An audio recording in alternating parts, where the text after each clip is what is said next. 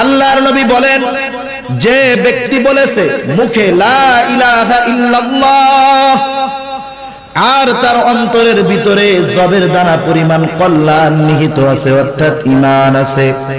আল্লাহর নবী বলেন, এই জবের দানা পরিমাণ ঈমানের এত দাম, এত দাম, আল্লাহ রাব্বুল আলামিন এতটুকু ঈমানের বদৌলতে সে যদি জাহান্নামীও হয়, একটা সময় আল্লাহ তাআলা তাকে জান্নাত দিয়ে দিবে। এরপরে নবী বলেন, যে মুখে বলেছে লা ইলাহা ইল্লাল্লাহ আর তার অন্তরের ভিতরে গমের দানা পরিমাণ কল্যাণ নিহিত আছে, অর্থাৎ ঈমান আছে, আল্লাহর নবী বলেন, এই লোকটা, এই মানুষটা যদি জাহান্নামীও হয়, ওই গমের দানা পরিমাণ ঈমানের এত দাম, এত দাম, আল্লাহ রাব্বুল আলামিন ওই পরিমাণ ঈমানের বদৌলতে একটা সময় আল্লাহ তাকে জান্নাত দিয়ে দিবে।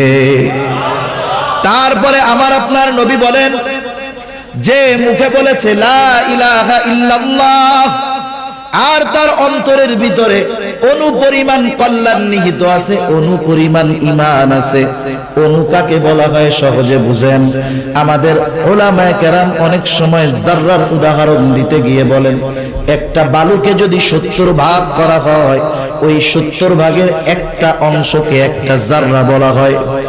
এই বিষয়টা, এই যাররা অথবা অণু এতটা সূক্ষ্ম যেটা খালি চোখে দেখা যায় না। কেউ যদি দেখতে চায়, অনুবীক্ষণ যন্ত্রের প্রয়োজন হয়, ওটা হাতে ধরা যায় না, দেখা যায় না।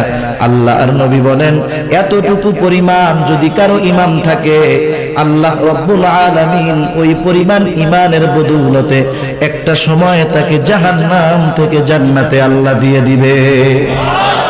এতটুকু ঈমানের বদৌলতে যেই জান্নাতটা পাবে, সেটা মৌলভীবাজার শহরের সমান। কি বলেন?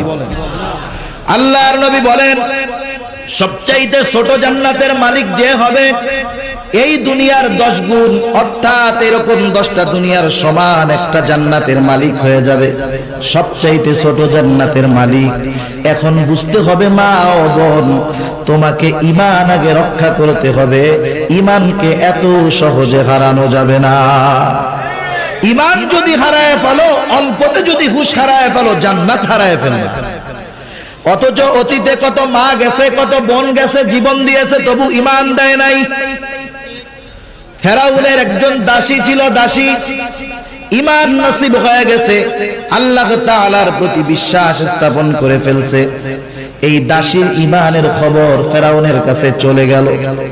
ফেরাউন জেনে গেল ফেরাউনের দাসীটা ঈমানদার হয়ে গেছে।